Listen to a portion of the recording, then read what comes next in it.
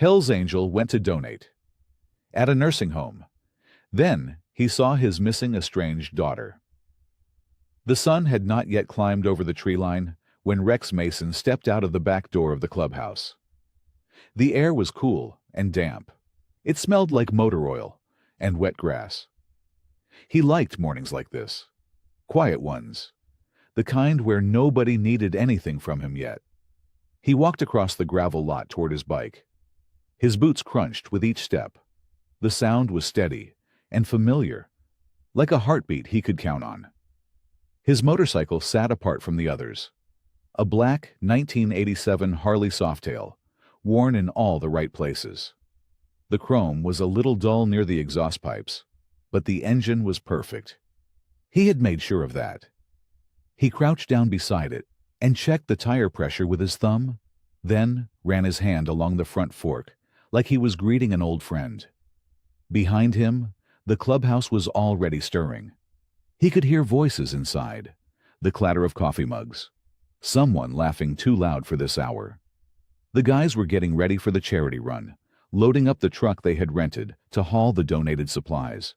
Blankets, canned food, a few boxes of personal care items. All of it headed to Sunrise Gardens nursing home about 40 miles east. Before you continue listening, please let me know where in the world are you watching from today. Now back to the story. Rex had helped organize the run. That part was easy. Planning, logistics, making sure the route was clean. That was the kind of work he was good at. The other part, the showing up, the smiling, the talking to people who expected warmth from him, that part sat heavier on his chest. He picked up a wrench from the small roll of tools he had brought out and got to work on a loose bracket near the foot peg. It was not a big job, but it kept his hands busy. And when his hands were busy, his mind stayed quieter. Mostly. A thought crept in anyway, soft and sharp at the same time. The way those thoughts always came. He saw her for just a second behind his eyes. Not as she was now, wherever she was, but as she had been. Tiny fingers, a pink blanket, the weight of her in his arms, which had felt both light as air and heavy as stone. 23 years ago, he had handed her to a caseworker outside a county building in Tucson. He had signed the papers without saying a word.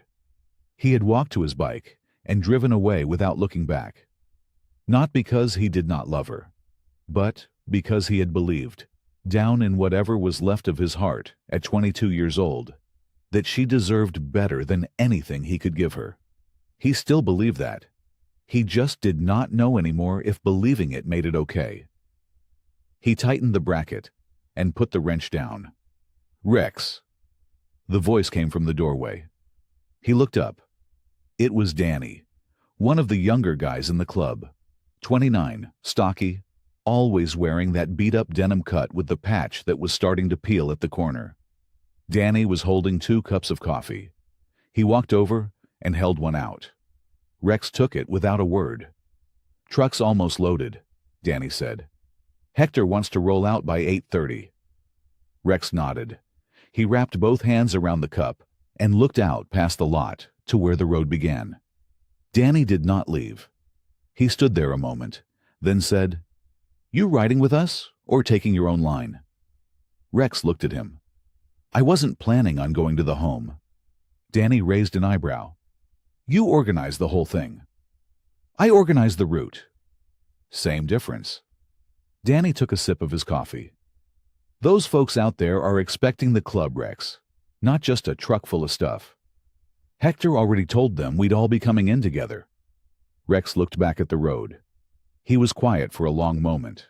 Then he picked up his wrench, set it back in the roll, and stood up straight. 8:30, he said. Danny smiled and headed back inside. Rex stood alone in the cool morning air, staring at his bike. The convoy rolled in just before 10:30. 8 motorcycles came down the long entrance road of Sunrise Gardens in a single line, engines rumbling low and steady. The sound carried across the open lawn and bounced off the front face of the building. A few birds scattered from a nearby oak tree. Rex rode at the back of the line. He always did. It was not a rank thing. It was just how he preferred it. From the back, he could see everything ahead of him. He could watch and think and keep his distance without anyone noticing. The nursing home was not what he had expected. He had seen the address on the paperwork and had looked it up on a map, but he had not looked at photos. Now, pulling into the parking lot, he took it all in slowly. The building was a single-story structure that stretched wide across a flat piece of land. The brick exterior had faded to a pale reddish-brown. One of the gutters along the roofline was sagging on the left side, pulling away from the fascia board. The flower beds along the front walkway had a few plants in them, but the soil looked dry and hard. Someone had tried. You could tell that much. But there was not enough money here. That was plain to see. A hand-painted banner had been taped across the inside of the lobby window. It read, "Welcome, Hell's Angels." The letters were uneven, done in red marker, and one corner of the banner had come loose and curled down. But it was there. Someone had taken the time to make it. Rex parked his bike at the far end of the row and cut the engine. The others were already swinging off their bikes and stretching. Hector, the road captain, pulled off his helmet and ran a hand through his thick gray hair. He was already smiling. Hector was the kind of man who smiled easily and meant it every time. Rex had always respected that about him, even if he could not quite do it himself. A woman came out through the front doors. She looked to be in her mid-50s, with short, silver-streaked hair and a pale blue cardigan that had a small pin on the lapel. A name tag, too, though Rex was too far away to read it. She was walking quickly, almost hurrying, and she was smiling wide. "Welcome, welcome," she said, raising a hand toward the group. "I am Margaret. I am the activities director here. We are so glad you all came." Hector stepped forward and shook her hand. The two of them started talking about where to unload the truck. Rex stayed near his bike. He pulled off his gloves and tucked them into the side pocket of his jacket. He looked at the building again. At the window nearest the front entrance, he noticed a curtain had been pulled aside. An old man was standing there. Thin, white-haired, wearing a plaid shirt. The man was watching the motorcycles with wide eyes. Not scared, just amazed. Like he was watching something he had not expected to see on an ordinary Tuesday morning. Rex held the man's gaze for a second, then looked away. The rental truck had pulled in behind the convoy and was now backing up toward the side entrance, where a set of double doors opened to a wider hallway. Danny and two others were already at the back of the truck, unlocking the roll door. Rex walked over. He pulled himself up onto the truck bed and grabbed the first box. It was full of folded blankets, soft ones in pale yellow and light blue. He lifted it without effort and stepped back down. He carried it toward the open doors. Just inside, the hallway was warm and quiet. The faint sound of a television came from somewhere down the corridor. A woman in a wheelchair sat near the wall. She was very old, her hands folded in her lap, her eyes looking up at Rex as he stepped through the doorway. She did not say anything. She just looked at him, and something in her expression made his chest feel tight in a way he had not prepared for. Rex worked without talking. That was his way. He picked up a box, carried it inside, set it down where Margaret pointed, and went back for another. Simple, steady, no need for conversation. The hallway smelled like floor cleaner and something warm, maybe soup from the kitchen down the corridor. The overhead lights buzzed faintly. One of them flickered near the nurse's station, catching the edge of Rex's vision every few seconds. He ignored it. The other guys were louder. Danny was already joking around with one of the young nurses. Hector was crouched down next to a man in a wheelchair, showing him something on his phone, probably a photo of one of the bikes. There was laughter, coming from the common room at the end of the hall. Real laughter, the kind that surprised you. Rex kept moving. He carried in 2 more boxes of blankets, then a crate of toiletry kits that one of the local businesses had donated. Small brown bags, each one tied with a piece of twine. Inside each bag was a bar of soap, a small bottle of lotion, a comb, and a little card with a handwritten note. He did not read any of the cards. He just stacked the crate near the supply closet, like Margaret had asked. A nurse named Doreen stopped him in the hallway. She was young, maybe 25, with tired eyes and a kind face. She was holding a clipboard against her chest. "Thank you for doing this," she said. "Honestly, these folks, they don't get a lot of visitors. Some of them haven't had anyone come in weeks." Rex gave a short nod. "Sure." She looked like she wanted to say more, but she must have picked up on something in his expression, because she just smiled and moved on. He went back outside for the last load. The afternoon sun had shifted and was now coming in at a lower angle, warm and golden across the parking lot. Rex squinted against it. He grabbed the last 2 boxes from the truck and carried them both at once, one stacked on top of the other, his forearms tight under the weight. Back inside, he followed the hallway a little farther than he had before, looking for Margaret to ask where she wanted the final boxes. The hall curved gently to the right and opened into a wider space, almost like a small lobby between 2 wings of the building. There was a sitting area with a few padded chairs and a round table with a fake flower arrangement in the center. And there was a wall. Rex almost walked past it, but something made him stop. The wall was covered in framed photographs, dozens of them, all different sizes, all hung close together from top to bottom and side to side. They were photos of residents. Some were recent, taken here in the home. Others were clearly old, black and white, from decades gone by.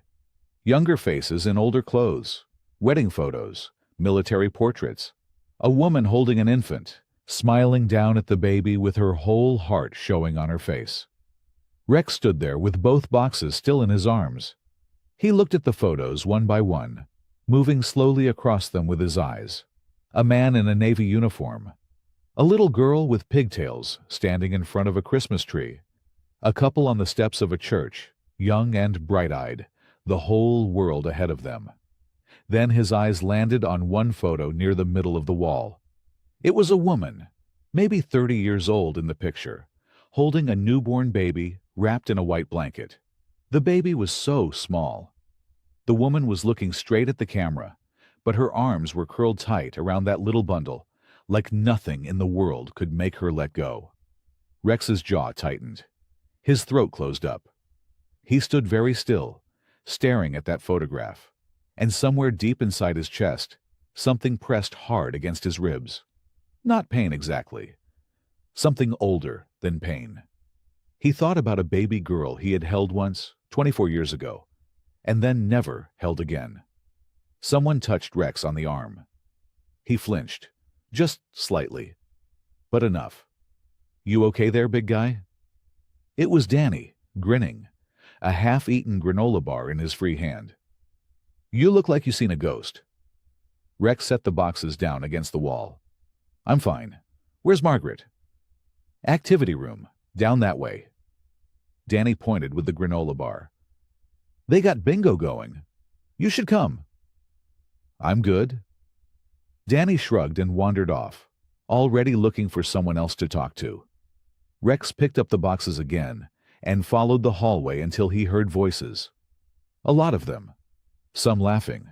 Someone calling out numbers in a slow, clear voice. He found the activity room at the end of the hall.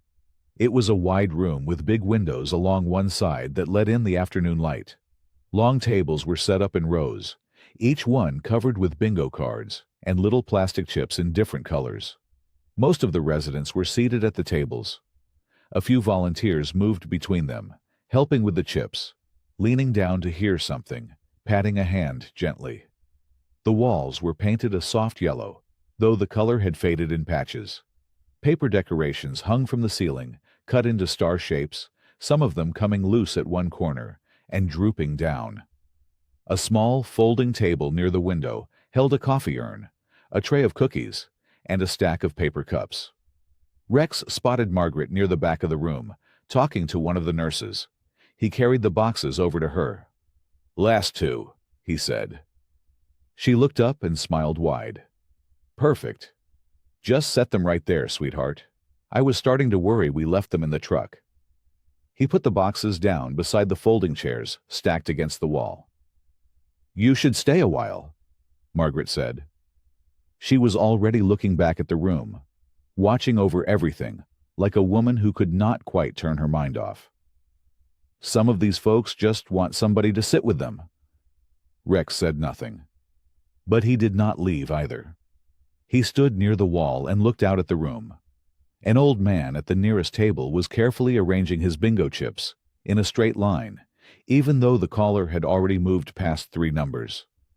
A woman 2 seats down was asleep in her chair, her chin dropped to her chest, a bingo card in her lap.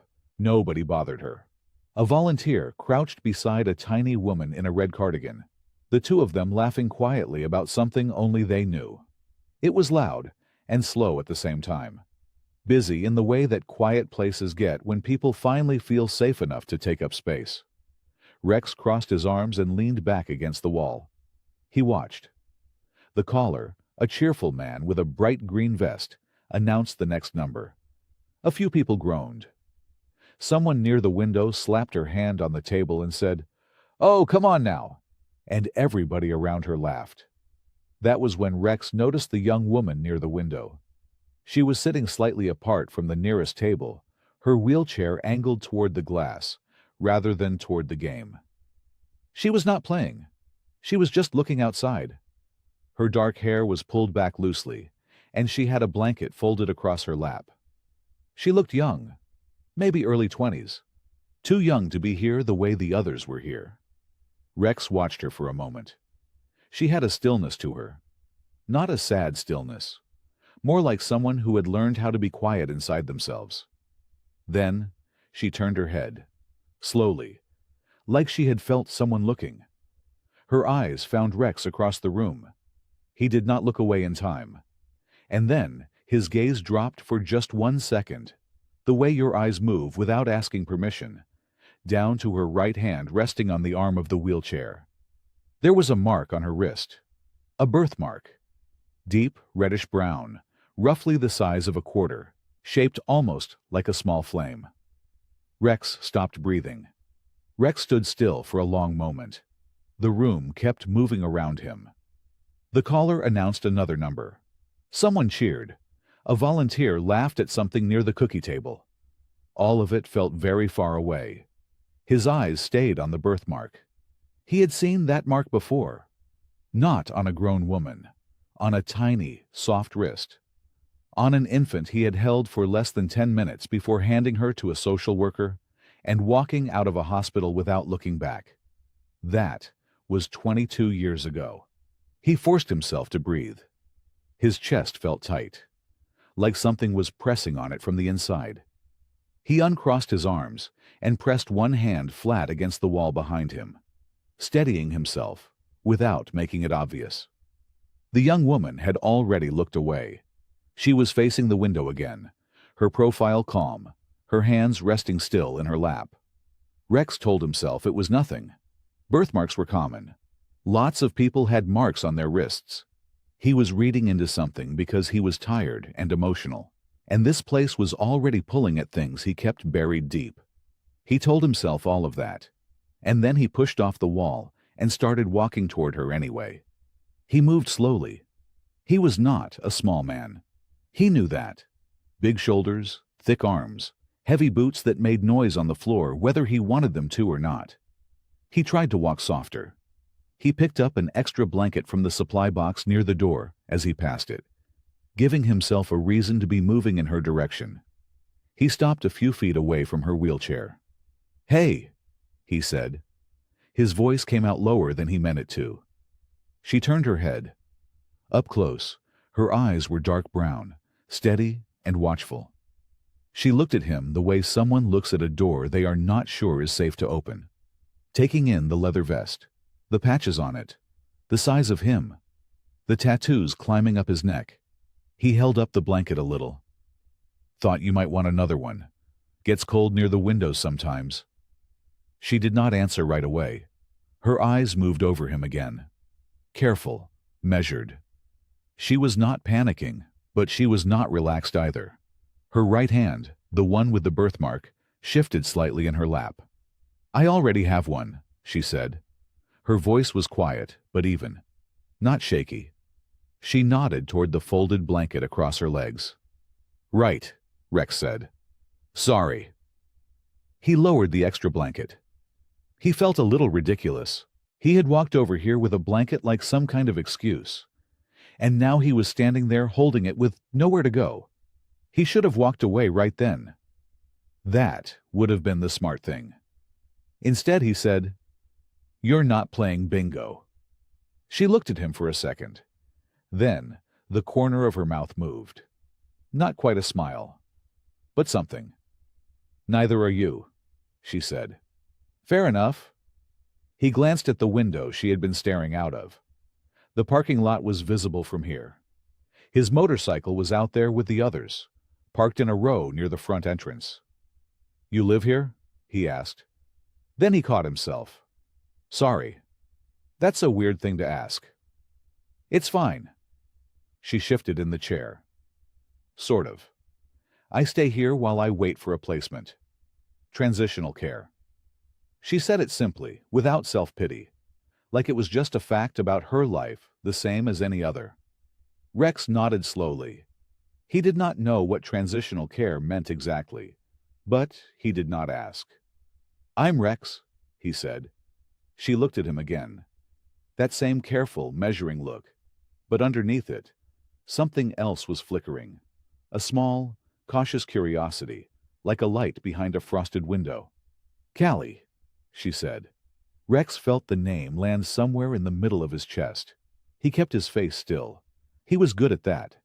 But his hand tightened slightly around the folded blanket he was still holding for no reason at all. The bingo game wound down around 5 o'clock. Volunteers started gathering empty cups and folding tables.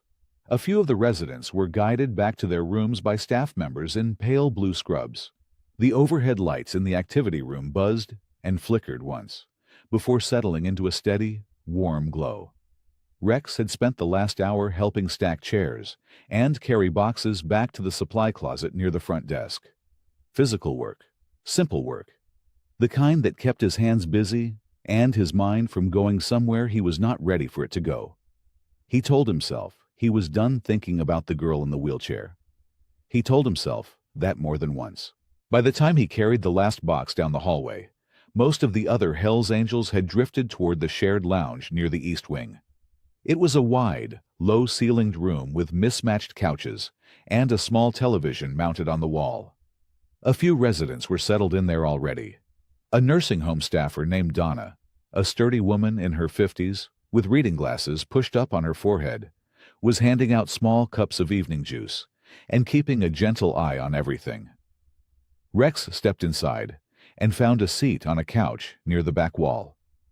And there was Callie, sitting near the window again, her wheelchair angled slightly toward the room this time, rather than away from it. She had a paperback book open in her lap, but she was not reading it. She was watching the other bikers the way you watch a campfire. Careful, but drawn in. Rex did not go to her right away. He sat and watched the room for a while. Donna moved around quietly. One of his club brothers, a big guy named Dutch, was making an elderly man laugh by pretending to lose a thumb trick. The television played a nature documentary with the volume turned low. It was Callie who looked over first. Their eyes met. She held his gaze for a second, then looked back down at her book. Rex got up and walked over. "Mind if I sit?" he asked, nodding toward the chair beside her. She looked at the chair, then at him. "It's not mine," she said. He sat down. For a moment, neither of them spoke. The television murmured in the background. Dutch was now teaching the thumb trick to the elderly man, very badly, and Donna was trying not to laugh. "Your friends are something else," Callie said quietly, watching Dutch. "They're good people," Rex said. "Takes some getting used to." "I can see that." Her voice had a little more ease in it now. Not much, but enough that Rex noticed. She was still watching the room carefully, still keeping a certain amount of distance between herself and everything around her. but the hard edge from earlier had softened just a bit. He looked at her hands resting on the open book. The birthmark was right there on her left wrist, small and dark, shaped a little like a brushstroke. He remembered the way the social worker had described it when he had signed the papers. A distinguishing mark, she had said, for identification purposes. He pulled his gaze away. "You read a lot?" he asked, "when there's nothing else to do." She turned the book over in her hands. The cover was creased and worn at the corners. "This one I've read 3 times already. Must be good." "It's okay." She paused. "I just like familiar things." Rex nodded slowly. He looked at her profile. The dark eyes, the way she held her shoulders, slightly forward and inward, like someone who had learned to take up less space. The careful stillness in her face, even when her eyes were moving. His chest tightened again. His own mother had sat like that, shoulders forward, guarded. He had seen it in photographs. And then Callie pushed her hair back behind her ear with one hand and turned toward him slightly, and Rex went very still. The shape of her jaw, the slight upward angle at the corner of her eye. He had seen that face before, in a mirror. Rex did not mean to hear it. He had stepped out of the lounge to find the restroom, following Donna's directions down the side hallway past the supply closet and the fire exit. The hallway was narrow and dim, lit by a single overhead light that hummed faintly above him. The administrative office door was cracked open. He would have walked right past it. He almost did. But then he heard Callie's name, and his boots slowed without him telling them to. 2 voices, low and careful. A man and a woman. Rex stopped beside the wall and stood very still. "She has nowhere else to go." That was the woman's voice. Soft, tired. It sounded like the night nurse he had seen earlier, a small woman named Patricia, who wore her dark hair in a braid. "That's not our problem to carry indefinitely." The man's voice was clipped, an administrator type, someone used to speaking in policies and budgets. "We are a care facility, not a shelter. She's been helping with the residents. She works hard. She doesn't ask for anything." "Patricia. She's protecting them." A short pause. "You know what happened with the Whitmore situation. If Callie hadn't been there, Mrs. Adler could have been seriously hurt. You know that." A long silence followed. Rex pressed his back flat against the wall. He kept his breathing steady. "The arrangement was supposed to be temporary," the man said. "I know what it was supposed to be," Patricia said. "But she can't go back. You know what he did to her. She came here with broken ribs and a fractured wrist, and she still got up every morning and helped bathe and feed people who couldn't care for themselves. She did that because it gave her a reason to get out of bed. So before you talk to me about what this facility is and isn't, you think about that." Another silence. Longer this time. "The wheelchair," the man finally said. "Is that still necessary?" "Some days, more than others. The hip injury isn't fully healed. The doctor said it may never heal cleanly." "Who did it?" "Her ex. Same man who put her in the hospital twice before that." Patricia's voice dropped even lower. "She left him the last time because she thought she was going to die if she stayed. She came here because one of the residents, Mrs. Tran, was the only person who had ever been kind to her. She came to check on her, and then she just stayed." Rex closed his eyes for a moment. He thought about the way Callie had flinched when he first walked toward her in the hallway, the way her shoulders curved inward, the way she always kept her back close to something solid. He had read those signs before. He had seen them in people who had been through war. He had never expected to see them in someone so young. "She's scared to report him," Patricia continued. "He has people. That's what she told me. People who would get to her before the police could. We can't protect her indefinitely. Someone has to." The conversation shifted then into something about paperwork and liability, and Rex pushed off the wall and walked slowly back down the hallway. He did not go to the restroom. He went back to the lounge doorway and stood there looking in. Callie was still near the window. Dutch had fallen asleep on one of the couches, his big arms crossed over his chest, his chin tipped down. A couple of residents were still watching the television. Donna was refilling juice cups and humming something low and tuneless to herself. Callie had her book closed in her lap now. She was looking out the dark window at nothing, just the black glass, and her own faint reflection staring back at her. Rex looked at her wrist. The birthmark. The age she looked. Early 20s. He had done that math 100 times in the last few hours without meaning to. The shape of her jaw. He stood in the doorway and felt something crack open in the center of his chest. Something he had kept sealed shut for more than 20 years. He did not move. He just stood there and looked at her. The cafeteria smelled like burnt toast and weak coffee. Rex sat at the far end of a long table near the window, a ceramic mug wrapped in both his hands. He had not slept much. Maybe 3 hours. He had lain on the cot in the small room they had set aside for the volunteers and stared at the ceiling and listened to the building breathe around him. Now the morning light was coming through the cafeteria windows in thin, pale strips, the kind of light that had not fully decided to be morning yet. He watched her from across the room. Callie moved between the tables slowly, her wheelchair rolling forward in small, careful pushes. She had a cloth draped over her lap and a small bowl of oatmeal balanced on the armrest tray.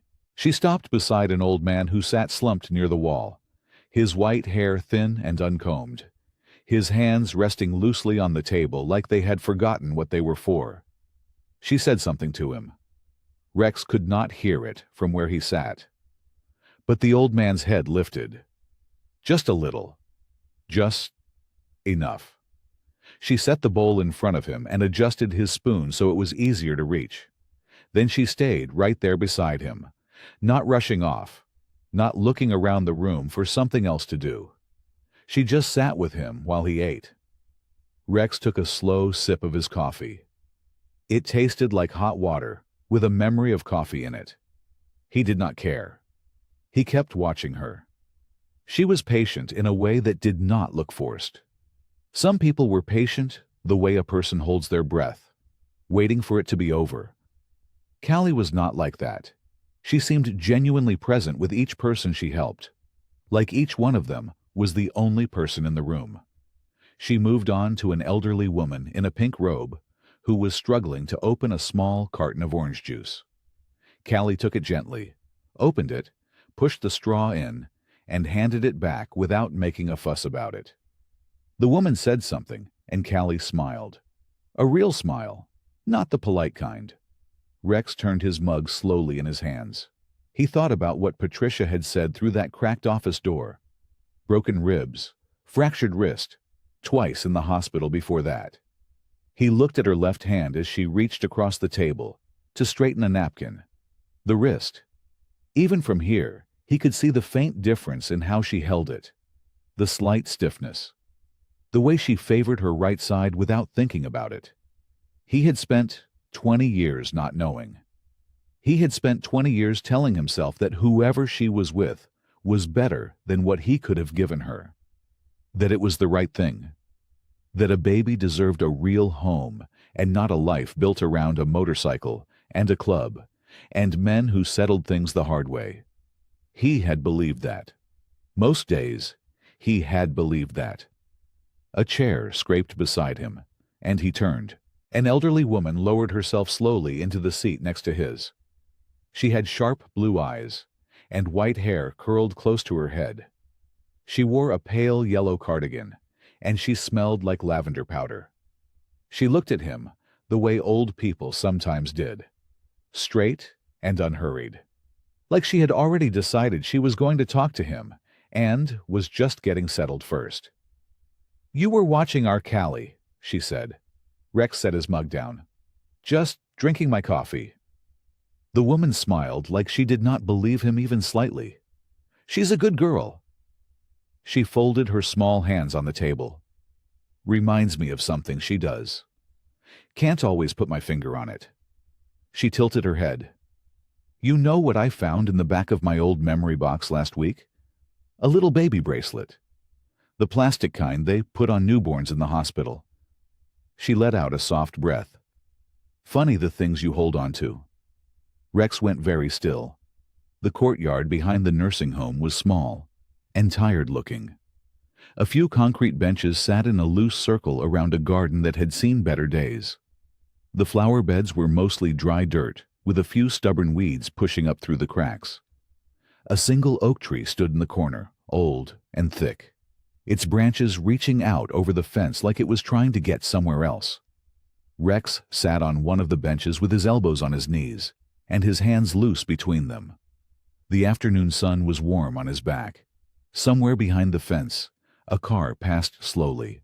A bird called once from the oak tree and then went quiet. He had needed air. He had needed to get out of that cafeteria and away from the soft sound of Lily's voice and the way the old woman beside him had talked about baby bracelets like it was nothing, like she had not just reached into his chest and squeezed. He stared at the cracked concrete between his boots. 22 years. That was how long it had been. 22 years since he had stood in a hospital hallway and signed papers he could barely read through the blur in his eyes. 22 years since he had walked out of that building without her and told himself it was the right call. She had been so small. He remembered that more than anything. How small she was.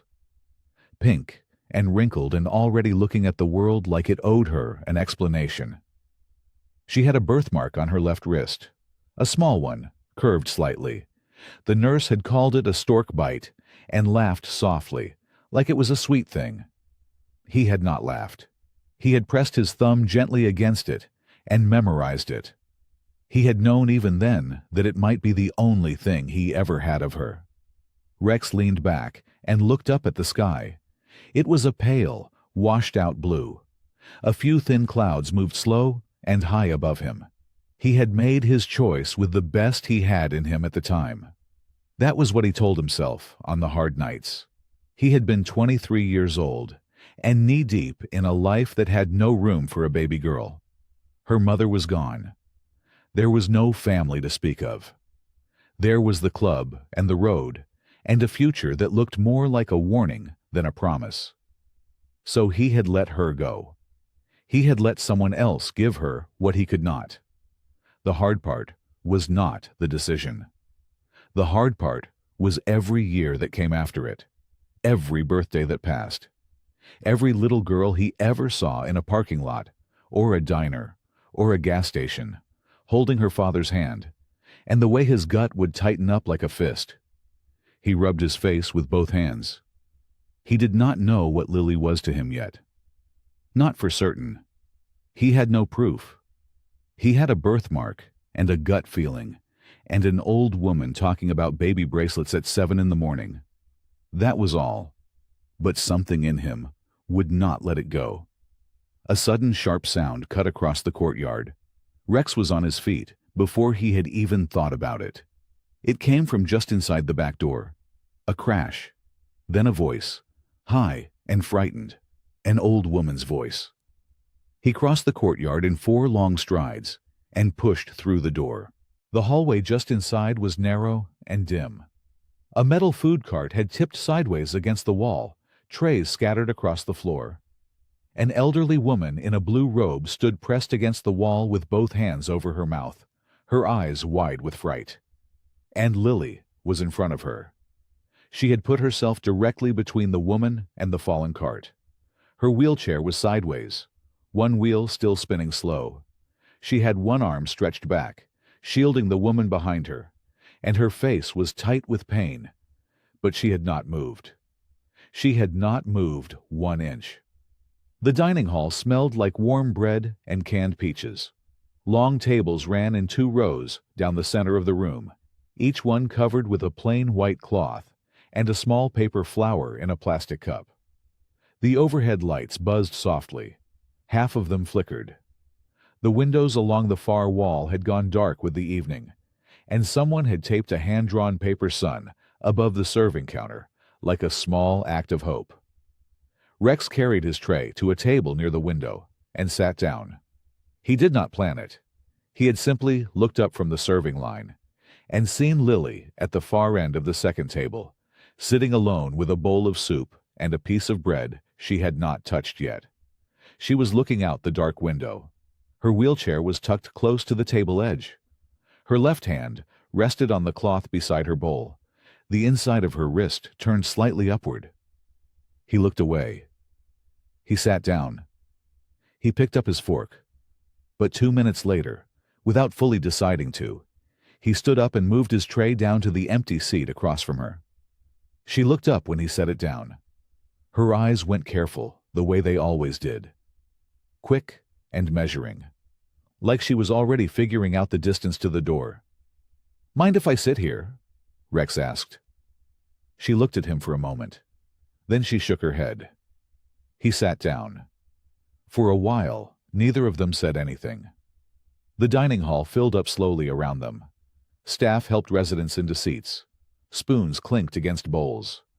Someone near the back laughed at something, a short, bright sound that faded fast. Rex ate. Lily stirred her soup. "You should eat that," he said finally. He nodded toward her bowl. She looked down at it, like she had forgotten it was there. "I know," she said quietly. "You were up early this morning," he said. "And you spent half the afternoon in the activity room. You need food." She looked at him then with a small, unreadable expression. Not annoyed. Not exactly warm either. Somewhere in between. "You notice a lot," she said. "Habit," he said. She picked up her spoon and took a slow sip of soup. He watched her without making it obvious, the way he had learned to watch things over the years. Steady and quiet. Not staring. Just seeing. Her hands were steady, but thin. There was a scar along the back of her right forearm, old and pale, the kind that had not been cared for properly when it was new. She wore a loose gray sweater, even though the room was warm. Her hair was pulled back simply, and she had no jewelry except for a small faded string bracelet on her right wrist that looked handmade. "How long have you been here?" Rex asked. "About 3 months," she said. "Before that?" She was quiet a moment. She tore a small piece of bread and set it down again without eating it. "Different places," she said simply. He nodded. He did not push. She glanced at him. "You?" "Just the run," he said. "Was only supposed to be 1 day." Something moved across her face, soft and quick. "Why did you stay?" He looked at her straight. "Felt like I should." She turned back to her soup. A long quiet settled between them, but it was not uncomfortable. It was the kind of quiet that happens between two people who are both used to carrying things alone. After a while she said, low and almost to herself, "I don't really remember much before I was about 6. Rex's hand went still on his fork. "Nothing?" he asked. He kept his voice level. She shook her head slowly. "Bits and pieces. Nothing that connects." She paused. "I used to think that was normal. Took me a long time to figure out it wasn't." Rex set his fork down carefully. He looked at the table, then at her wrist, the soup bowl, the flickering light, the paper sun above the counter. His heart was very loud in his chest. Rex was up before the sun. He had not slept much. He rarely did in unfamiliar places. He lay on the narrow cot in the small room the staff had offered him and stared at the ceiling while the building made its quiet, nighttime sounds. Pipes settling, a door closing somewhere down the hall, the distant hum of a machine. By the time pale gray light crept under the curtain, he was already dressed. He walked to the cafeteria and poured himself a cup of coffee from the machine near the serving counter. It was thin and bitter, but it was hot.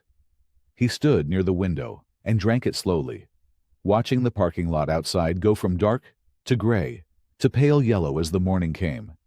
He heard them before he saw them. Two voices, low and tense, coming from the small staff room, just off the hallway that ran beside the cafeteria. Rex did not move closer on purpose. He simply did not move away. The door was not fully closed. The auditor report came back, a woman said. Her voice was tight, controlled, like someone trying very hard not to sound panicked. Rex recognized her after a moment.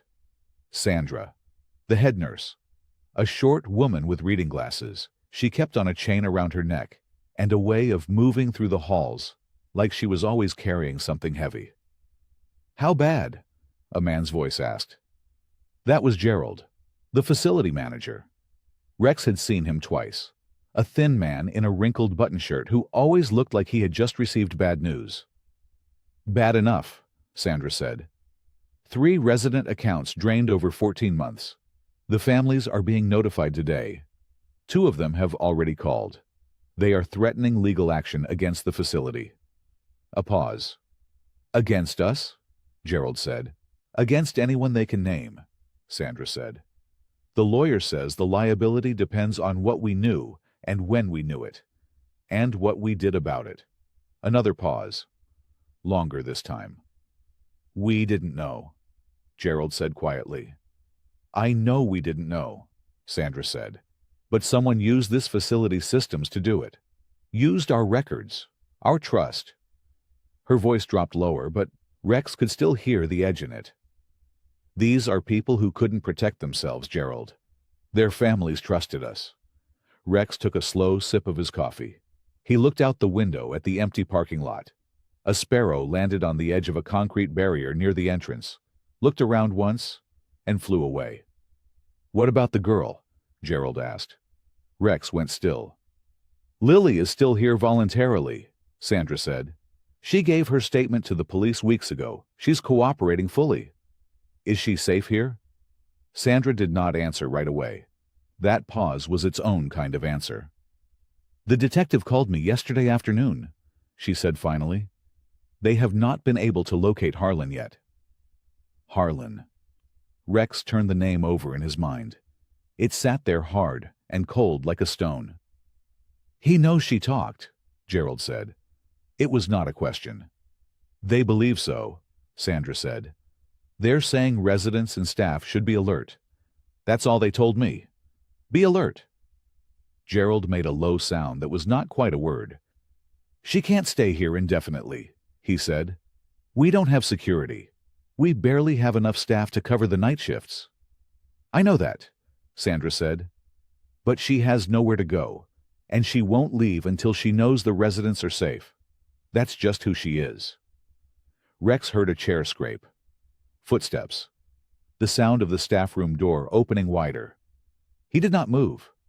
Sandra stepped into the hallway and stopped when she saw him standing there by the window with his coffee cup. She looked at him for a long moment. Her expression did not change. "How much of that did you hear?" she asked. Rex looked at her steady.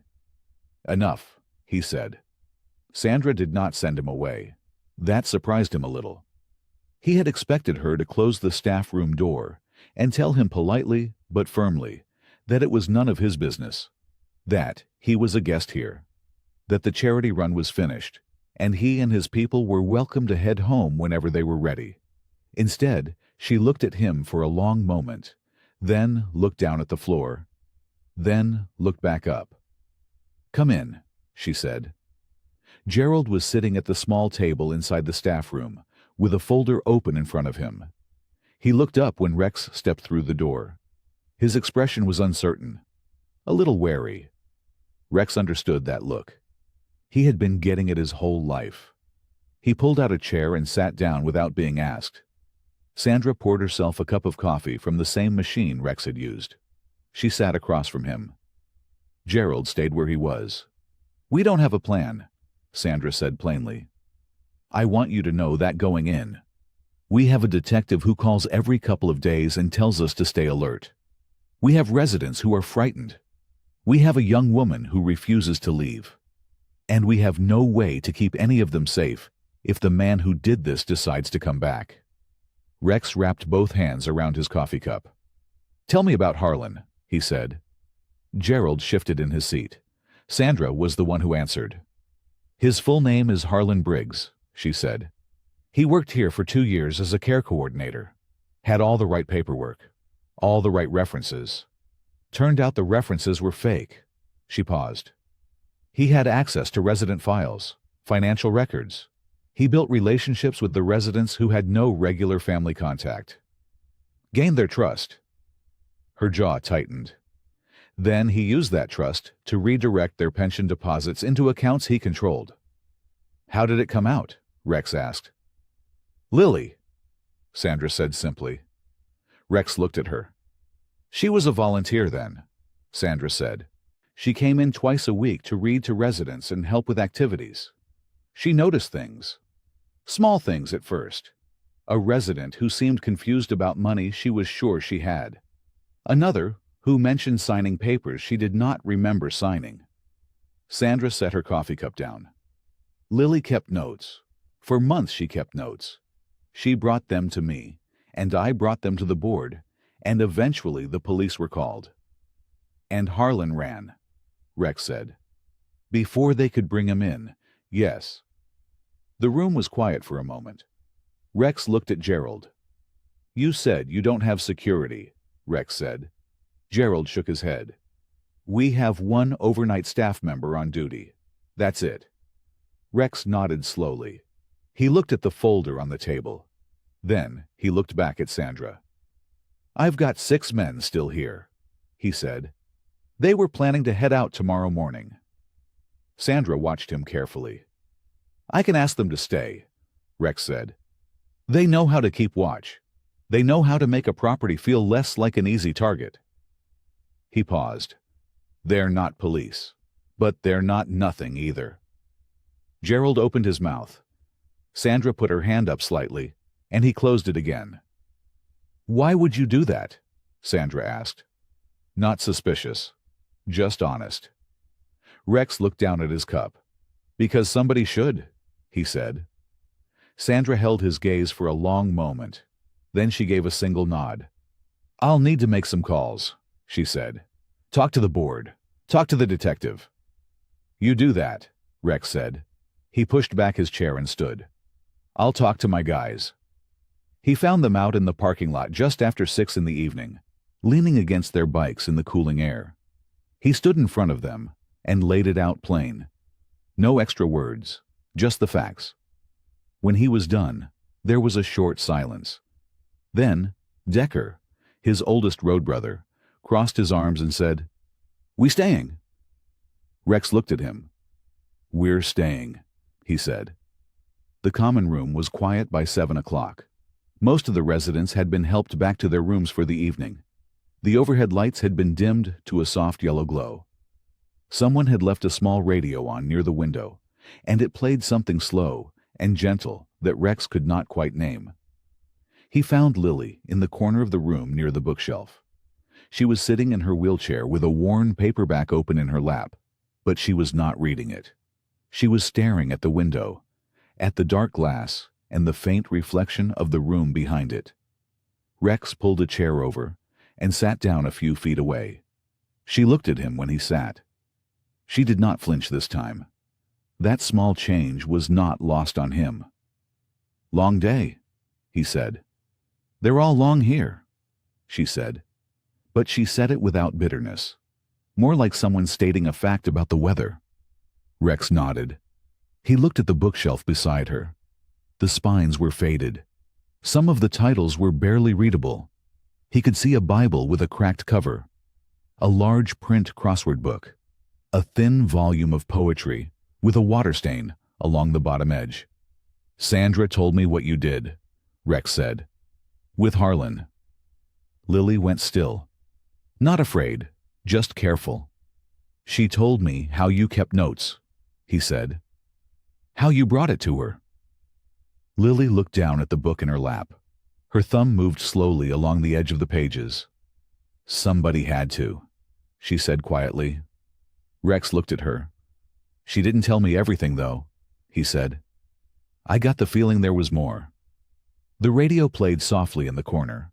Lily was quiet for a long moment.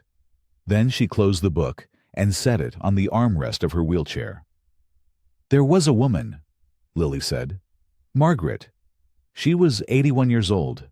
She had a little dog that used to visit with her daughter on Sundays." She paused. Harlan had been working on her for months, getting her to trust him. One afternoon I came in, and he had her in the hallway near the back office. He had a form in his hand. He was pushing it toward her and telling her it was just routine, just something the home needed her to sign. Rex did not move. "Margaret was scared," Lily said. "I could see it on her face from across the hall. She kept saying she wanted to wait for her daughter. He kept saying it was fine, that it was nothing, that she was confused." Lily's jaw tightened slightly. "I walked over and stepped between them," she said. "I told him she wasn't signing anything without her family present. He told me I was a volunteer and I should mind my own business." She looked up. "I told him I wasn't moving." Rex felt something shift in his chest. "He shoved me," Lily said plainly. "Hard enough that I hit the wall." Margaret started crying. Lily's voice stayed level, but her hands were gripping the armrests now. "I didn't move from that spot. I just stood back up and looked at him. And he left." The room was very quiet.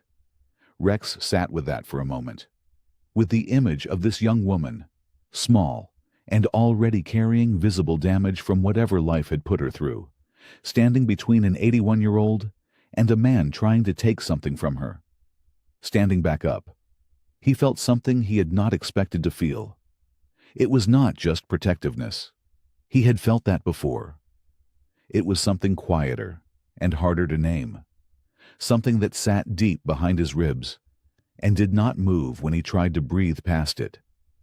He looked at her hands on the armrests, at the birthmark on her wrist, just visible beneath the cuff of her sleeve. He looked at her face. She was not looking at him. She was looking at the dark window again, calm, steady, like someone who had learned a long time ago how to carry heavy things without letting them show. Rex said nothing. He just stayed where he was.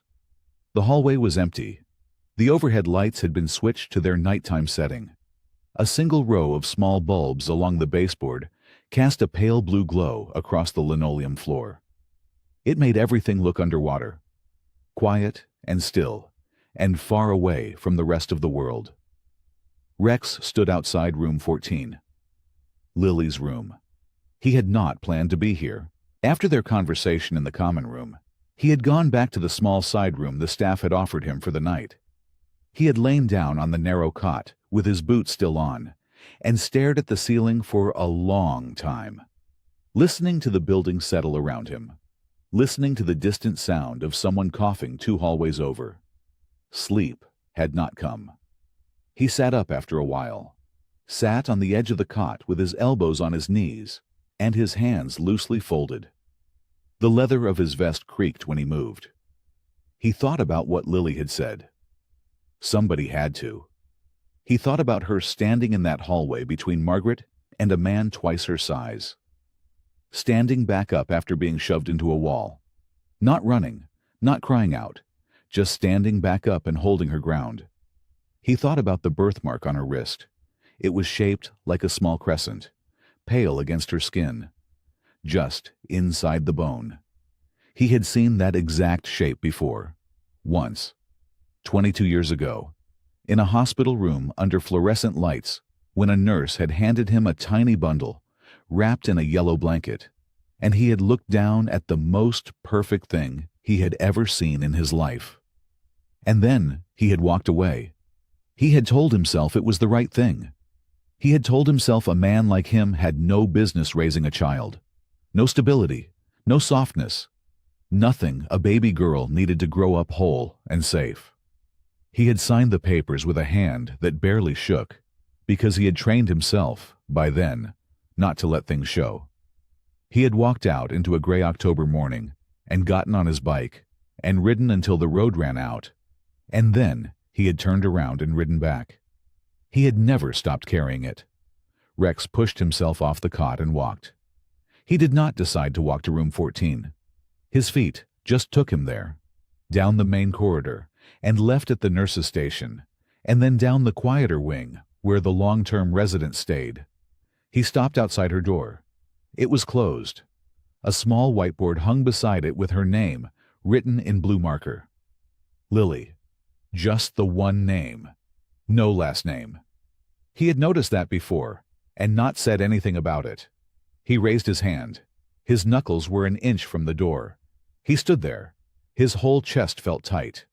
Not like fear exactly. Like something larger than fear. Like standing at the edge of something you cannot take back once you step off it. If he knocked, and she opened the door, and he looked at her and said what was turning over and over in his mind right now, there was no undoing it. He could not unsay it. He could not pull those words back once they were out in the air between them. And what if he was wrong? He let that thought settle over him like cold water. What if the birthmark was just a birthmark? What if the age lined up by accident? What if her mannerisms and her quiet strength and the way something in him had recognized her from the very first moment in that activity room was nothing more than a tired man's heart reaching for something it had lost a long time ago? What if he told her, and she looked at him with those careful eyes, and he saw nothing there but a stranger? His hand dropped. He pressed his palm flat against the door instead. Just rested it there, not knocking, not pushing it open, just standing in the blue glow of the hallway with his forehead tipped forward and his eyes closed. The voice came from down the hall, soft, but clear. "Is someone there?" Rex lifted his head. He turned slowly. 3 doors down, a sliver of warm yellow light spilled out from beneath a door that had been pushed open just a crack. He walked toward it. He pushed the door gently with 2 fingers. It swung inward without a sound. The room was small. A single bed sat against the far wall with a pale green blanket tucked neatly across it. A lamp on the nightstand threw a warm circle of light across everything. On the windowsill, someone had placed a small mason jar with a few dried wildflowers inside. Their petals had gone papery and brown at the edges, but they were still standing. In a cushioned chair beside the bed sat an elderly woman. She was thin. Her white hair had been brushed back and pinned on one side with a small clip shaped like a butterfly. Her hands rested in her lap, folded over a worn handkerchief. Her eyes were pale blue and very awake. Rex had seen her before. She was one of the long-term residents. The staff called her Mrs. Harlow, Evelyn Harlow. She spent most of her days in a quiet fog, smiling gently at people who passed her in the hallway, sometimes calling out names that did not belong to anyone on staff. Most of the time, she did not seem fully present. But right now, she looked completely present. Her eyes moved to Rex and stayed there. She studied him with a steadiness that made him feel like she was reading something written on him that he could not see himself. "I know you," she said. Her voice was calm, not confused, not the thin, wandering voice he had heard from her before. This was different. This was the voice of a woman who knew exactly what she was saying. Rex stepped inside. He did not speak yet. He moved carefully, the way you move around something fragile that you do not want to disturb. "You used to ride past my sister's place," she said, "out on Route 9. You and that other boy, the tall one with the red bandana." Rex went still. Route 9. He had not thought about that road in 20 years. "You knew me," he said quietly. "I knew your face," she said. "You were younger then, but the eyes don't change." She tilted her head. "You gave up a baby girl." The room seemed to shrink. Rex felt the air go out of him, not all at once, slowly, like a slow leak that leaves you hollow. "How do you know that?" he said. It was barely a question. His voice had dropped to almost nothing. Evelyn unfolded her hands from the handkerchief. She moved with careful, deliberate slowness, the way people move when their body takes longer to obey than it used to.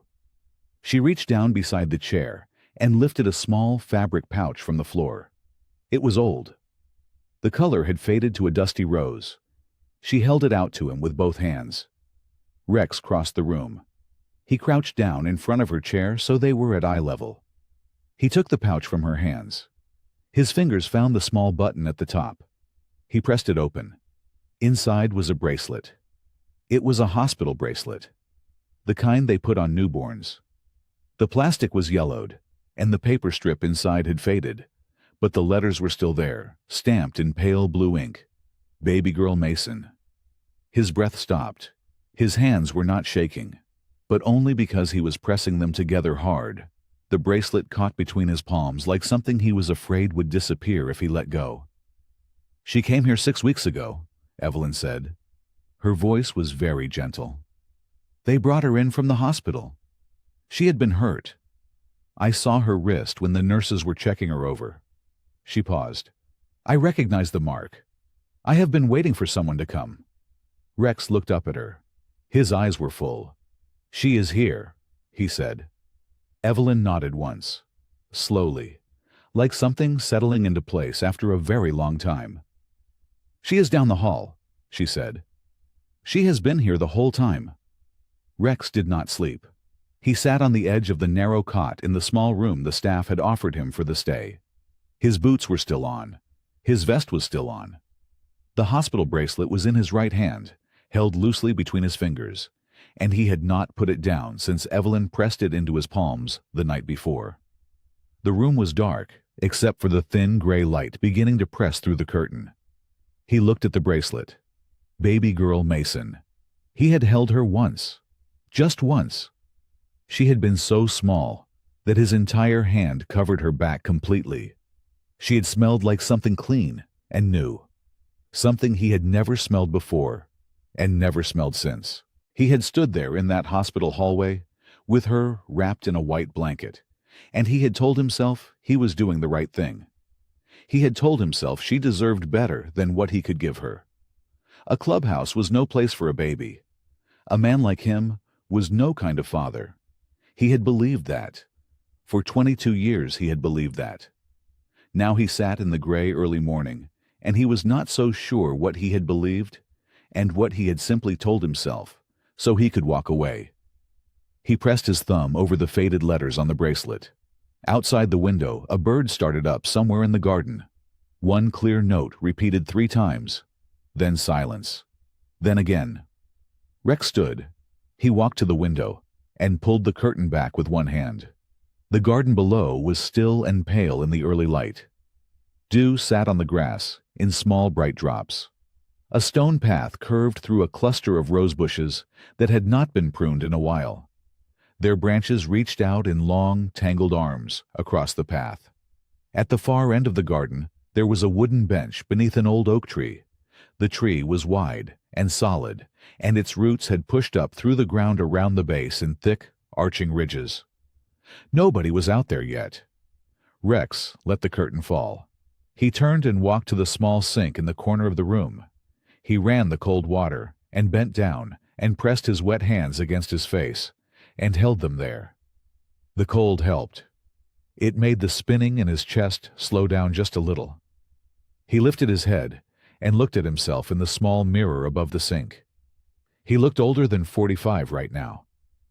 The lines around his eyes were deep. The gray at his temples had spread further than he remembered. He looked like a man carrying something that had been on his back for a very long time. Because he was. He straightened up. He dried his face with the edge of his shirt. He looked down at the bracelet one more time, and then he folded it carefully back into the faded rose pouch and tucked it into the inside pocket of his vest, close to his chest. He sat back down on the cot and waited for the morning to fully arrive. He thought about Lily, the way she moved through the halls of this place, slow and careful because of her injuries, but never stopping. The way she tucked blankets around residents without being asked. The way she had looked at him that first afternoon in the activity room, guarded and uncertain, but not completely closed. The wrist birthmark that he had tried to explain away 3 different times and could not. the way something in him had recognized her before his mind caught up. He stayed with all of it until the gray light through the curtain turned soft and gold, and the sounds of the nursing home waking up began to filter through the walls. Carts rolling, low voices, the smell of coffee drifting down the hallway. Rex stood up. He walked to the door and opened it. Down the hall, through the window at the end of the corridor, he could see the garden. Lily was already there. She was seated on the bench beneath the oak tree, her face turned toward the morning light, her hands folded quietly in her lap. Rex took a slow breath. He walked down the hall toward the garden door. Rex pushed open the garden door slowly. The morning air was cool and soft. It carried the smell of damp earth and something faintly sweet from the rose bushes along the fence. The birds were louder out here. The oak tree at the far end swayed just slightly in a gentle breeze, its leaves catching the light and turning it into small flickers of gold across the grass. Lily did not hear him at first. She was still sitting on the bench with her face turned toward the sun. Her eyes were closed. Her hands rested in her lap, fingers loosely curled. She looked peaceful, in a way she never quite looked inside the building. Like something in her had unclenched, just a little out here in the open air. Rex slowed his steps on the stone path. The gravel crunched softly under his boots, and her eyes opened. She turned her head toward him, and the peaceful look shifted. Not into fear exactly, more into caution. The kind of caution that had become second nature to her, the kind that never fully switched off. "Morning," Rex said. His voice came out quieter than he intended. Lily looked at him for a moment. Then she gave a small nod.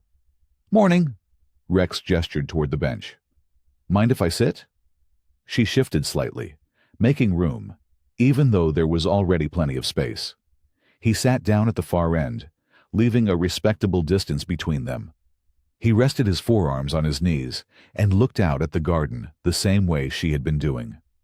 For a while, neither of them spoke. A sparrow landed on the path a few feet away, pecked at something in the gravel, and flew off again. Rex felt the pouch in his inside pocket pressing against his chest. He had not planned exactly how to do this. He had turned it over in his head all morning, and no version of it had sounded right. There was no smooth way. There was no easy lead-in. There was just the truth, and the weight of it, and however she received it. He sat forward a little more. He kept his eyes on the garden. "I need to tell you something," he said. Lily was quiet. He could feel her go still beside him. "I've been trying to find the right words since last night," Rex continued. "I don't think there are right words for this. So I'm just going to say it plain." He reached into his vest and pulled out the small rose pouch. He held it in both hands and looked down at it for a moment. Then he looked over at Lily. She was watching his hands. Her expression was careful and unreadable. He opened the pouch and lifted out the bracelet. He held it toward her so she could see the letters. She leaned in slightly. Her eyes moved across the faded print. Her brow pulled together in a small, tight line. "Baby girl Mason," Rex said quietly. "That bracelet belonged to my daughter. She was born 22 years ago.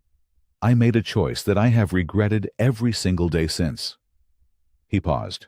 He kept his voice steady, but it cost him something to do it. "I gave her up. I told myself it was the right thing. I was wrong." Lily had not moved.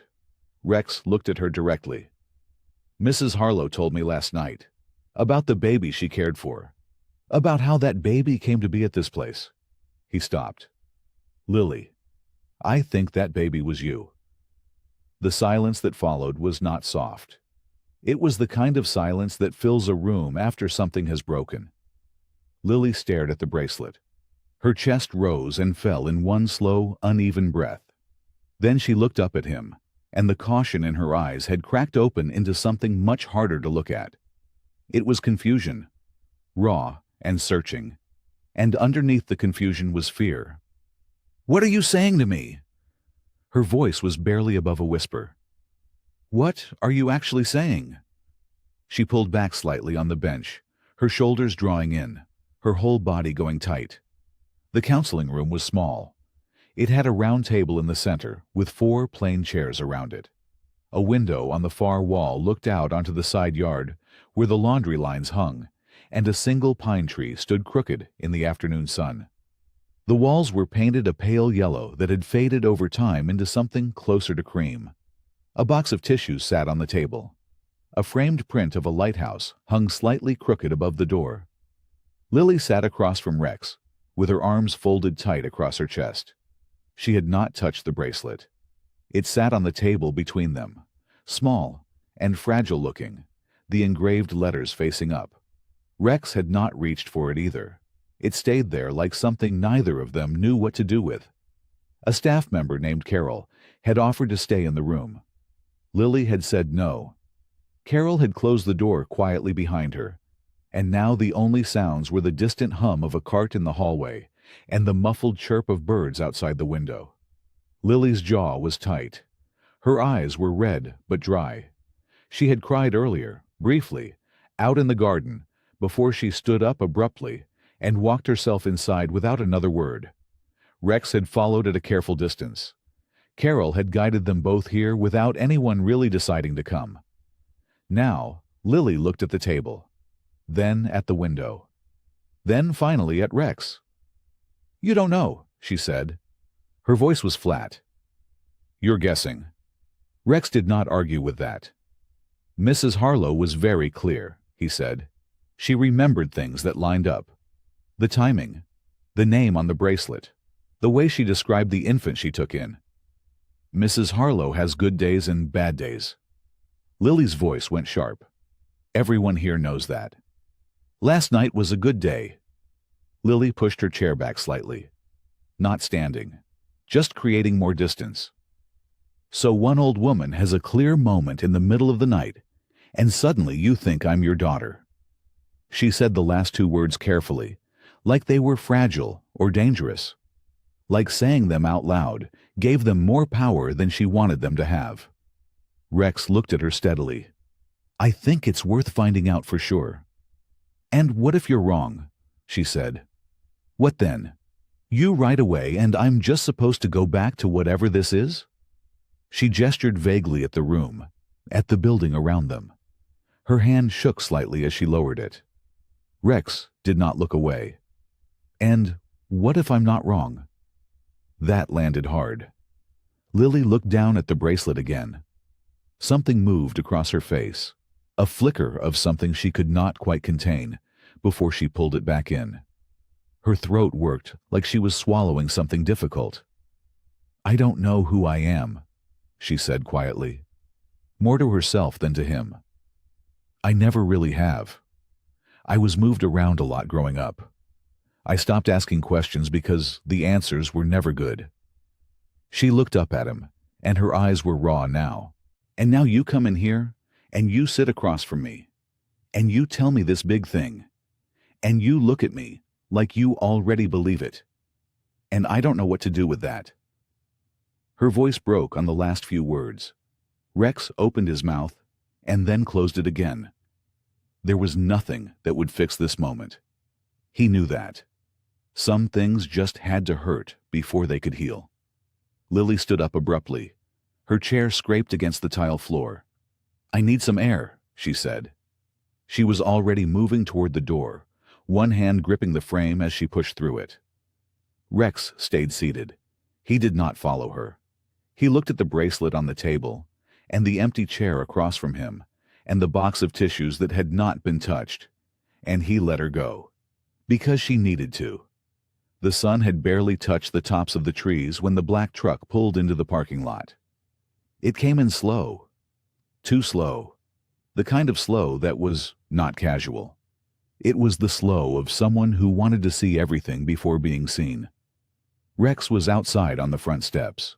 He had been sitting there for nearly an hour, breathing in the cool evening air, turning things over in his mind.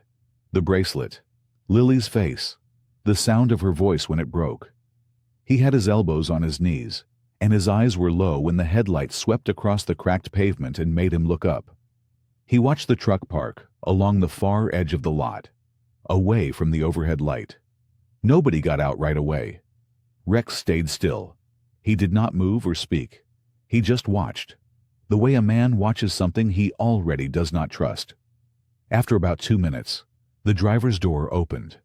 The man who stepped out was broad through the shoulders and wore a button-up shirt that was too pressed for a casual visit. His hair was combed back, and he carried a leather folder under one arm, like a man arriving for a business meeting. He had the kind of face that smiled easily, but never quite reached the eyes. Rex had never seen him before. But something about the way the man moved, like he owned the ground he walked on, made Rex's jaw tighten. The man did not head for the front entrance. He cut sideways toward the side door near the laundry room, the door that staff used, the door that did not have a camera. Rex stood up. He pulled out his phone and sent a single text to Darnell, one of his club brothers who was bunked in the room nearest the back hallway. The text had 2 words, side door. Then he moved. Rex got to the side hallway first. He rounded the corner just as the side door swung open from the outside. The man stepped in and nearly walked straight into Rex's chest. He stopped hard. For a moment, neither of them spoke. The man recovered fast. He smiled the easy smile. "Whoa there, big fella. Didn't see you." He looked around quickly, a flick of the eyes that was fast, but not fast enough. "You looking for something?" Rex said. "I'm here to see the director." The man held up the leather folder like it was a badge. "I have paperwork related to the facility operations. Contractual stuff. Shouldn't take long." "Director's gone home for the evening," Rex said. The man's smile held, but something shifted behind it. "Well, that's fine. I can leave it with whoever's on duty. You can come back tomorrow." The man tilted his head slightly. "I don't think I caught your name." "I don't think I gave it," Rex said. A beat of silence stretched between them, long enough for Darnell to appear at the far end of the hallway, moving quietly for a big man. He stopped about 10 feet back and leaned one shoulder against the wall with his arms crossed, saying nothing at all. The visitor's eyes moved to Darnell, and then back to Rex. The easy smile was gone now. "Look," the man said. His voice dropped lower. The friendly tone was replaced by something harder underneath. "I have legal standing to be here. You two are trespassing on a business matter." "We're guests of the home," Rex said. "Have been for 2 days. You got paperwork saying otherwise?" The man stared at him. Then he took one step back toward the door. "I'll be back," he said. Not as a threat exactly, but not as anything friendly either. "Door's always open," Rex said. The man pushed out through the side door and let it close behind him. Rex and Darnell listened to his footsteps cross the pavement. Listened to the truck door open and shut. Listened to the engine turn over and the wheels roll slowly out of the lot. Darnell looked at Rex. "That him?" Darnell asked. Rex kept his eyes on the door. "Yeah," he said quietly. "That's him." The hallway was quiet. Most of the residents were asleep. The overhead lights had been dimmed to their nighttime setting, casting a pale yellow glow along the corridor walls. The only sounds were the soft hum of the air system and the distant creak of the building settling. Rex stood near the nurse's station with Darnell and a woman named Carol, one of the night staff members who had worked at the home for 11 years. She was a small woman with tired eyes and reading glasses pushed up on her forehead. She had not gone home at her usual time. She had stayed because Rex had asked her to. She stood with her arms crossed and her voice low. "His name is Gerald Pruitt," she said. "He used to come in twice a month. Said he was a financial consultant hired by the ownership group. But nobody from the ownership group ever confirmed that." She glanced down the hallway like she expected someone to appear. He had access to the billing records, the payment accounts. He set it all up himself, and nobody thought to question it. "How long was this going on?" Rex asked. Carol pressed her lips together. "Best I can figure, close to 3 years." Rex let that land. 3 years. Residents sitting in worn-out chairs under flickering lights, while their monthly payments quietly disappeared into someone else's pocket. "And nobody caught it?" Darnell asked. "People noticed things were tight," Carol said.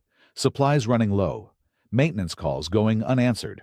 But every time someone asked about the budget, Pruitt would show up with a folder full of paper and talk in circles until everyone just gave up asking." She shook her head slowly. "He was good at it." Rex thought about the leather folder under Pruitt's arm, the pressed shirt, the easy smile. Yeah, he was good at it. "You said you had access to some of the files," Rex said. Carol nodded.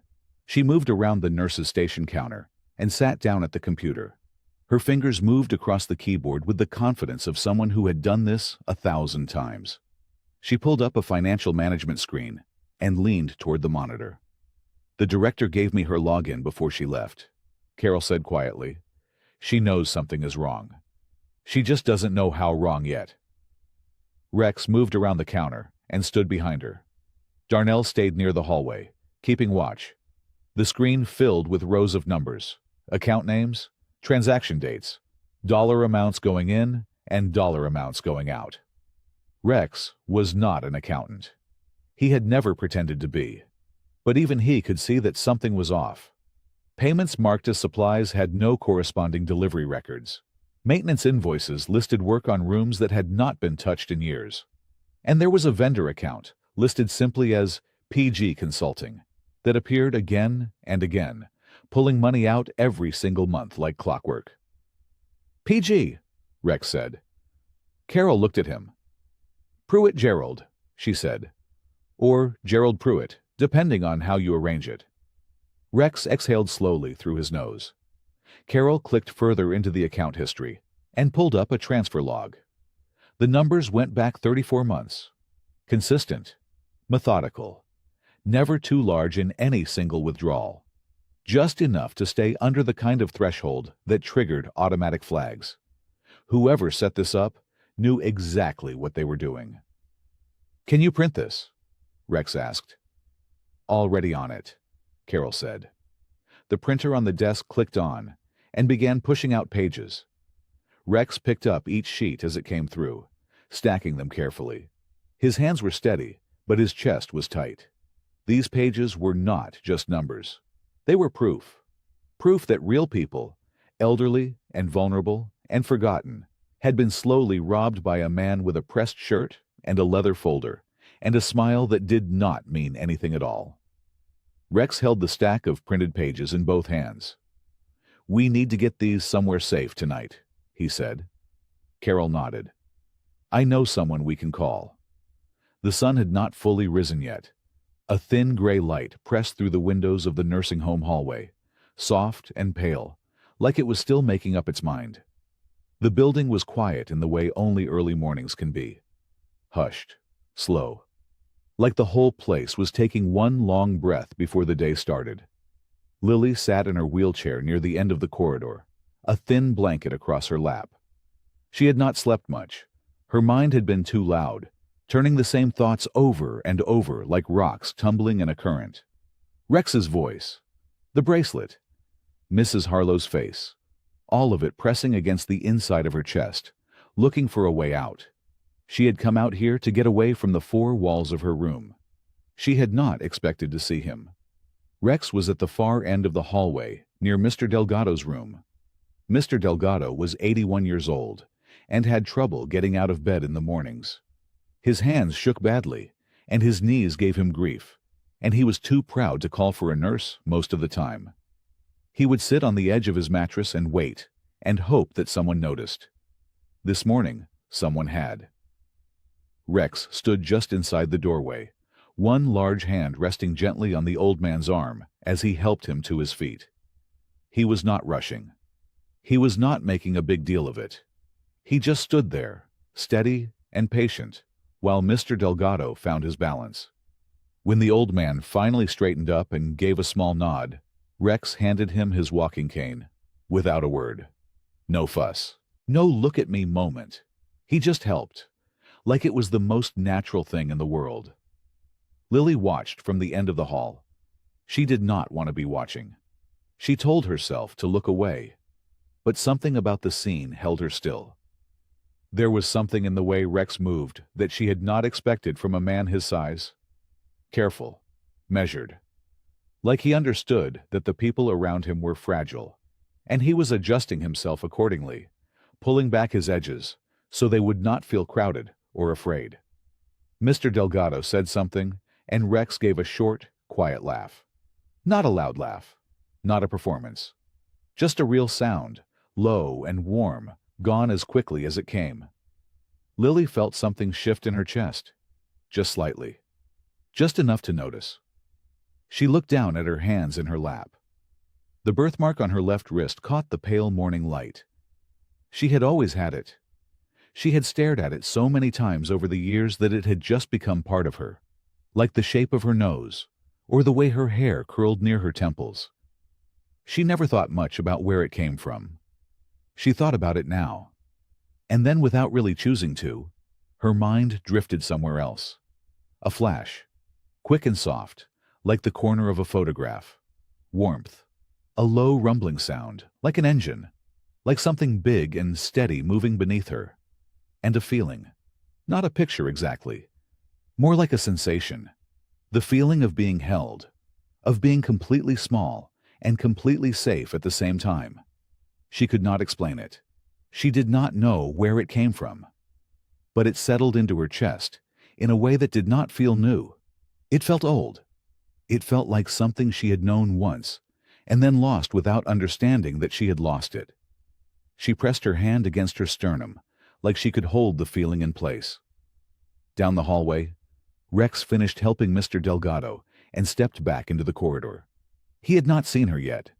He stood for a moment with his hands at his sides, looking down at the floor. His shoulders rose and fell with one slow breath. He looked tired. He looked like a man carrying something heavy. Lily watched him and did not look away. The afternoon sun came through the activity room windows in long, golden strips. It warmed the tops of the chairs and made the dust in the air look like tiny, floating sparks. Most of the residents had settled in after lunch. Some dozed. Some worked on puzzles. The television in the corner was on low, just a murmur of sound that nobody was really listening to. Mrs. Harlow sat in her favorite chair near the window. She was having a good day. Staff could always tell. On good days, her eyes were sharp and focused, like someone had turned a light on behind them. She sat straight in her chair, and she noticed things. Small things. The color of someone's sweater.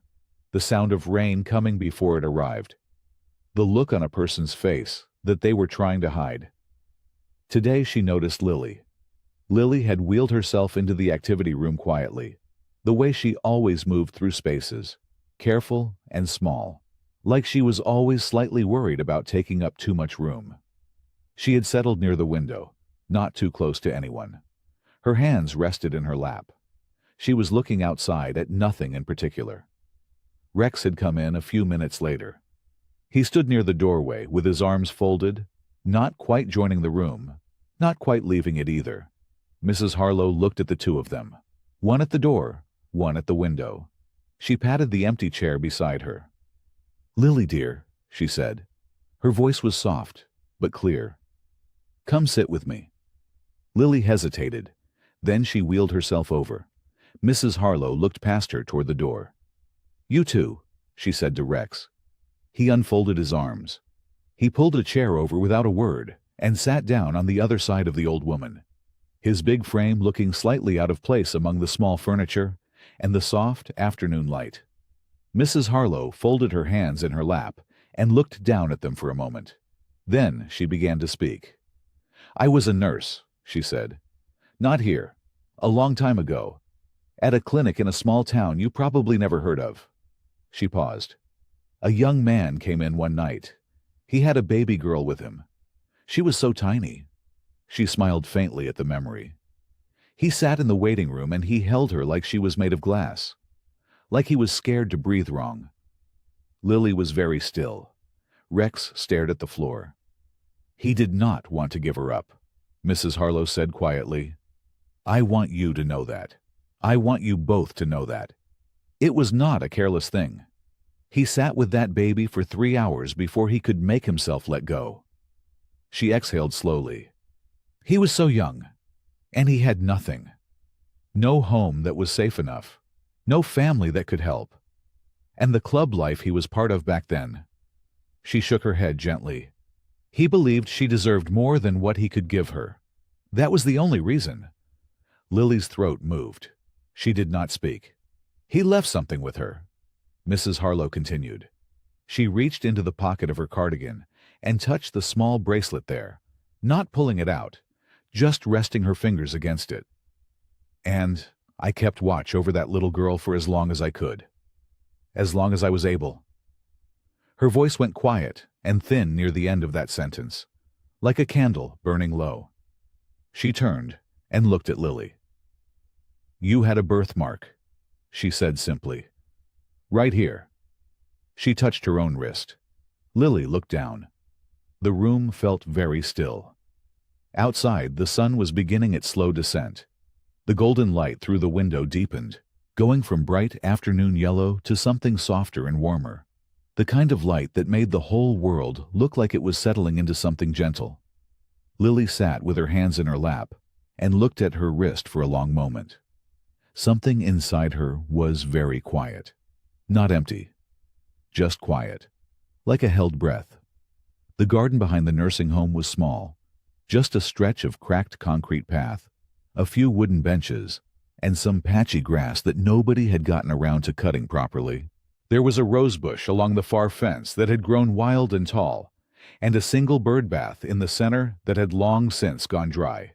It was not a fancy place. But in the evening light, it was something close to beautiful. The sky had turned deep orange and pink, the kind of sunset that made everything it touched look softer. The shadows were long and quiet. Somewhere beyond the fence, a bird was calling out in slow, even notes. Lily was parked near the edge of the path in her wheelchair. Her hands were folded in her lap. Her eyes were on the sky. Rex sat on the bench a few feet away. His elbows rested on his knees. His big hands hung loose between them. He was not looking at the sky. He was looking at the ground. Neither of them spoke for a long time. That was okay. The silence between them was not the sharp kind. It was not the kind that comes from anger, or from strangers who have nothing to say.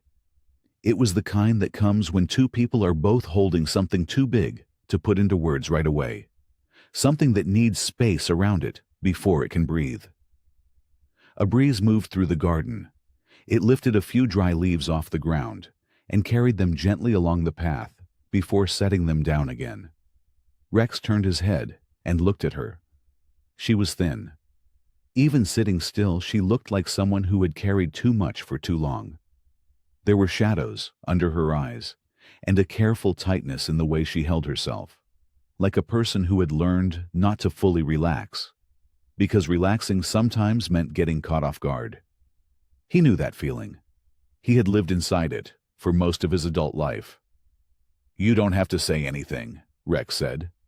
His voice was low, rough at the edges, the way it always was. Not tonight. Not ever, if you don't want to. Lily did not answer right away. She kept looking at the sky. Mrs. Harlow said you held me for 3 hours, she finally said. Her voice came out quiet and careful, like she was testing the weight of the words as she spoke them. Rex's jaw tightened. He looked back down at his hands. Yeah, he said. 3 hours is a long time. It was not long enough, he said. The bird beyond the fence went quiet. Lily turned her head and looked at him for the first time since they had come outside. Really looked. Not a quick glance. Not the guarded sideways look she usually gave people. She looked at him the way you look at something you are trying to understand, trying to find the shape of, trying to make fit with everything else you already know. He was big and worn and rough-looking. His vest was old. His hands were scarred. There were lines in his face that spoke of hard years and harder choices. He did not look like the kind of man who featured in the soft memories she sometimes caught at the edges of sleep. The warmth, the smell of something safe, a low sound, almost like humming. But his eyes were tired in a way that had nothing to do with sleep. They were tired in the same way hers were. She felt something move in her chest, slow and deep, like something that had been frozen for a very long time was beginning, just barely, to thaw. Her fingers found the edge of her wrist. She pressed them there lightly. The bird bath in the center of the garden caught the last of the fading light and held it for just a moment, a small bright pool in the growing dusk. "Dad?" she said. It came out barely above a whisper, fragile and new, like a word being spoken for the very first time by someone just learning how. Rex's breath caught. His shoulders dropped. His hands pressed together hard. His eyes went bright and wet, and he blinked once, slow, like a man trying to hold himself together and not quite succeeding. He did not say anything.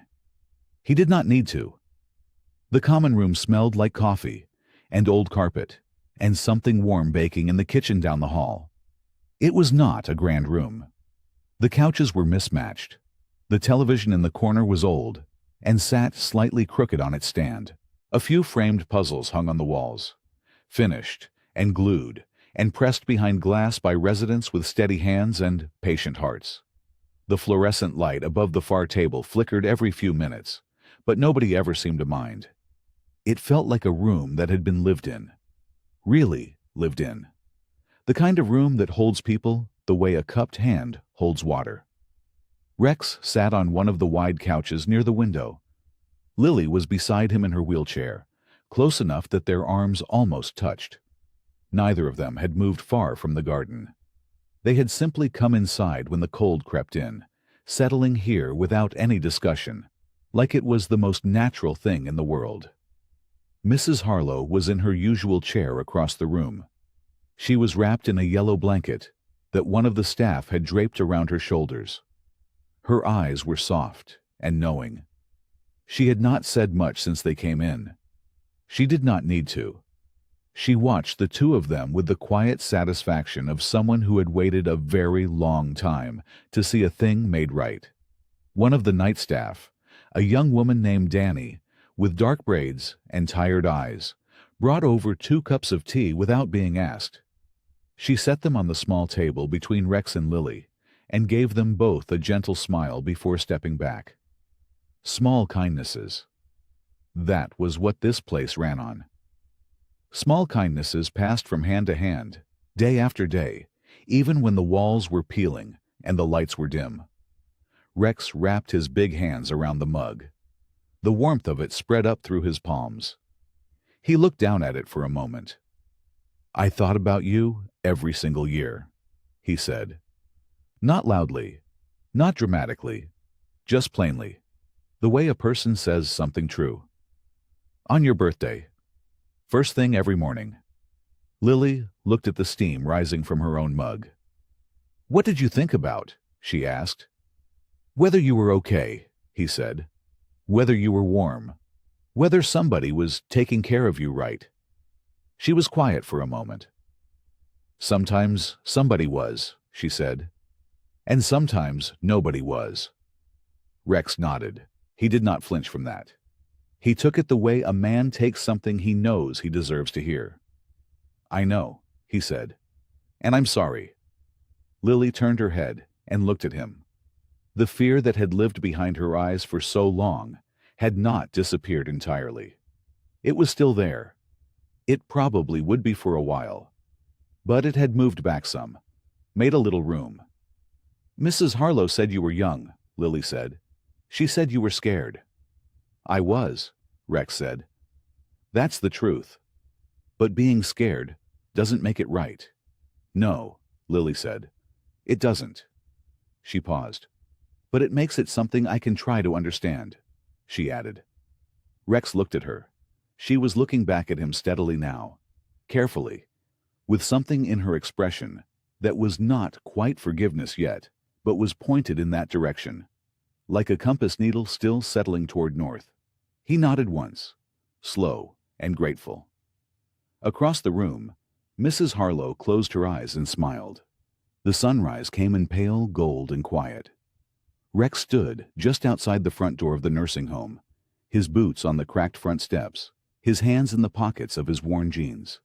Lily was beside him, her wheelchair at the edge of the step, a blanket across her lap. The air was cool and clean, the kind of morning that felt like a beginning. Then they heard it, low and distant at first, a deep rumble building slowly from somewhere down the road, then closer, then louder. Headlights appeared at the far end of the street. One set, then two, then five, then more than Lily could count. The motorcycles rolled in steady and slow, their engines a warm, rolling thunder in the quiet morning air. The Hells Angels had come back. Not for a charity run this time, not for a single afternoon.